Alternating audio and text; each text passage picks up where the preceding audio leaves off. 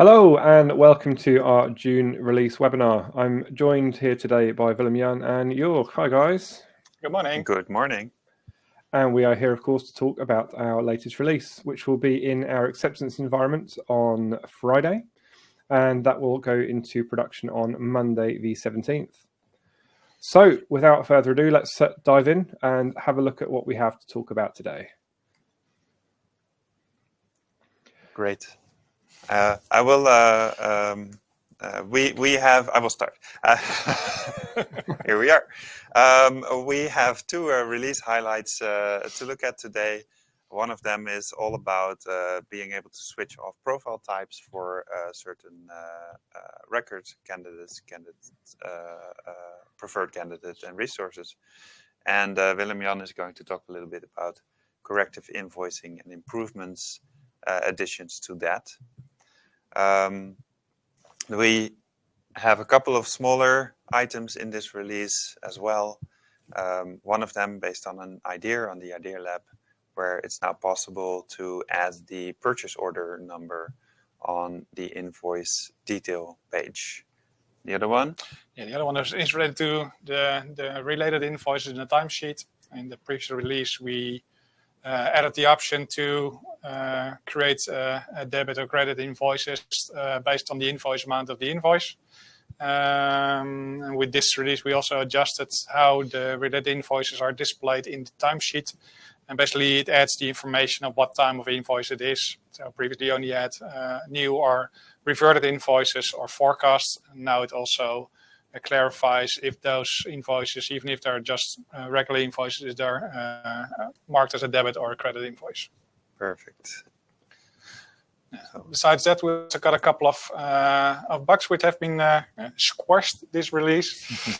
We're not going to go through all of them, so they're here on screen. And if you want to know more about these, you can see the more details in the release notes on Hello Native. Perfect. I don't think we have any questions on this, so we No, can go to the actual release highlights. A bit early for questions, I think. Yeah. Great. Let's start with the first one, which is switching off candidate and resource types. Let's dive into that. So this is based on an idea. It's a very low number in the Idea Lab sequence. So it's an old idea that was posted a long time ago. Why did we add this feature? In some cases, it might be beneficial to switch off, for instance, the creation of freelancers, of independent contractors in your complete org. For instance, if you only work with freelancers that are coming to you through an agency, and then a faulty candidate can be created being a freelancer, but actually in your org you want it to be an agency worker. This can now be set in the VMS. It will be an org-wide setting, so it will be not customer specific or only be possible for candidates or only possible for resources. It will be completely org-wide, and it can be set by your native consultant, so only by administrators. The option can be that both are supported, like it works now in the VMS, or you can only allow agency workers or only allow independent contractors. Pretty straightforward. And this will affect the UI for creating new records in the VMS, and it will also affect the API calls to create those records. If an API call is trying to create a record, for instance, for an agency worker, while that's not available in your system, an error will be sent back to the through the web service. So let's take a look at the simple UI that is affected by this. These are snippets of the new candidate and the new preferred candidate and resource edit pages, where currently these options are there. In the top one, you can also see mobility and job applicant. Those options are not in every VMS. They are dependent on whether or not you use those types of services. Yeah, and in the new situation, we will see that these lists or these drop downs are changed. So the disabled option will no longer be there, and you can only select the one that is enabled. We ever had. Yeah. So this is what we could do with the effects that this change has. But it's nice and sweet like that. I want to add to that this does not impact your current settings. So we really need to set this for you. And if this setting is changed, it will not affect any existing records. So it won't migrate freelancers to agency workers or the other way around. Those will all stay untouched, and it will only affect the creation of new records like that. That's all I have to say about this functionality. Well, I think it's a nice, simple change, but offhand, I can already think of at least 3 of our partners who currently have a help text on the candidate creation screen saying, "Don't select independent contractor, Exactly. only ever use agency worker." So it's actually a nice little sort of hygiene item to clean it up and just I think it's a really nice addition. Yeah. The problem is that you cannot change the profile type of created records, so then whole process needs to be redone and a lot of administration. Yeah. Exactly that. Yeah. So great. That's okay, well, there's no questions have come in on that one, so I think we can awesome. move on and over to Willem-Jan to talk corrective invoicing. Yeah, why would you use that? Corrective invoicing is basically currently when you modify a timesheet which has already been invoiced, for example, to your customer. Those changes you made to the timesheet will be re-invoiced with the next regular periodic invoice. So those will be basically a mix of new timesheets which haven't been invoiced yet and the correction together. So basically what we did with this functionality make it possible to separate corrected timesheets from your regular invoice and create a separate invoice request for those timesheet corrections. So two new options can be made available in the invoice request page where you use to create those, or also in the invoice request templates, you can also make those options available. And those allow you to only include timesheets which haven't been invoiced yet. So what you normally do for your regular periodic invoice. And the second option allows you to just only include corrected modified timesheets which previously have already been invoiced. Excuse me. So, and together with that, we also included the option that you can, those corrected invoices, that you can split them per initial invoice. So you can actually reference on the front page of the PDF specification to what initial invoice it's a correction for. So, for example, I have a total of 8 timesheets divided over 2 business units, and my regular periodic invoice basically creates invoices per business unit. So when I do this run, I will basically create two invoices. Now 3 of those timesheets have been corrected afterwards, and now I can do a separate run specifically for corrected timesheets.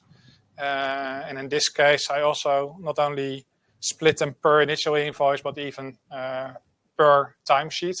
So in this case, that would end up in 3 separate invoices where each of them refers to their initial invoice.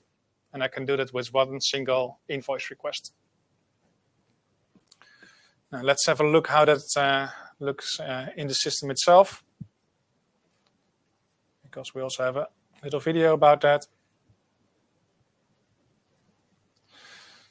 So it all starts at the invoice request list.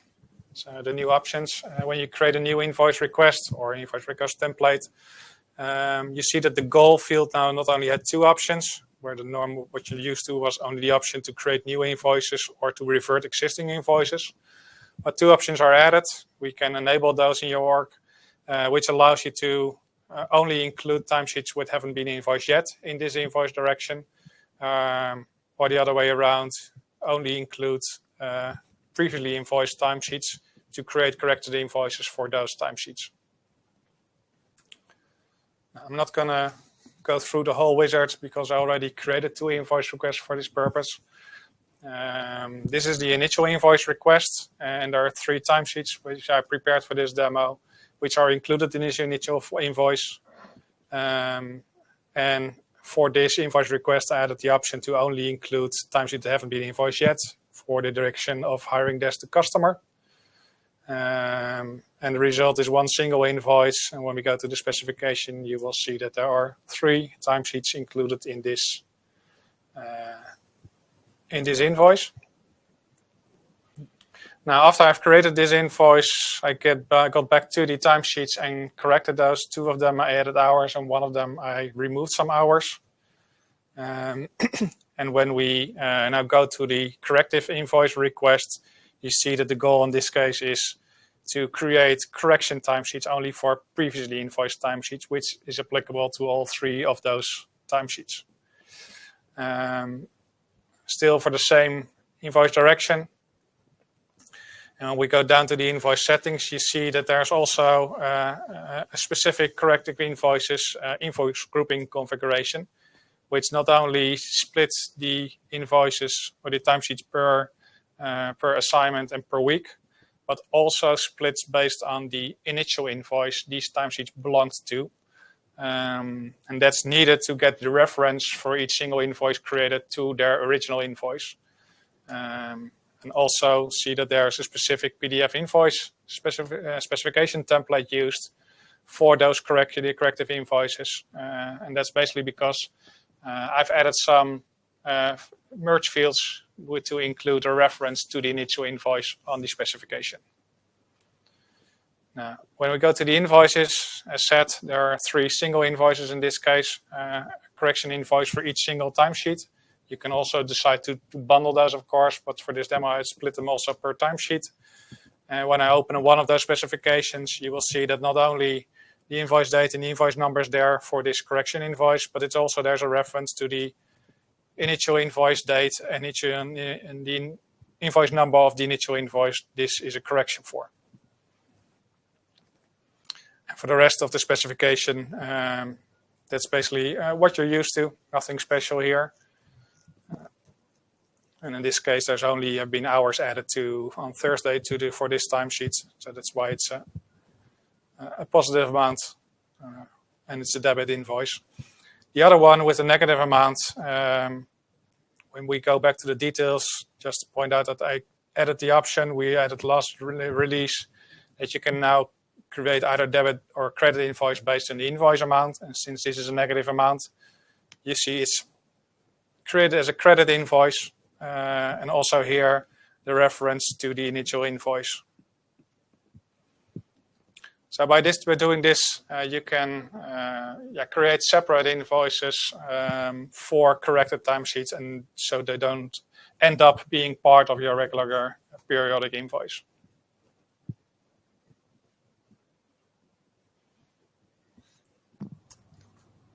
Great. Where the demo ends. Yeah, excellent. No, all very clear and very good demo because I don't have anything to add, which is unlike me. I think it covered everything that you need to cover. I think it makes the traceability much more simple for the clients that want it that way, which is perfect. Which is the aim, I guess. Yeah, it adds a little bit of effort to set up your invoice schedule, but since these options are also available for your invoice request templates, you can also just include them in the invoice schedules, so that those are created automatically. Perfect. Well, I think our audience must agree with me because there's no questions that have come in on that, so it must have been very clear. So I guess that just brings us to the end. We'll wrap up, have a quick mention of the release calendar for the rest of the year, which is up on screen now. And other than that, I'll just say thank you very much for joining us. If there are any questions or you want to take the benefits and start using any of these new features, please let us know via Hello Native. Your consultant can get on that, and from the release on Friday or maybe early next week, we can get these into acceptance for you, so you can start having a look and play around with them. So yeah, thanks guys. We shall see you all next time. Thank you as well. Thank you, Karen. Have a nice day. Bye-bye.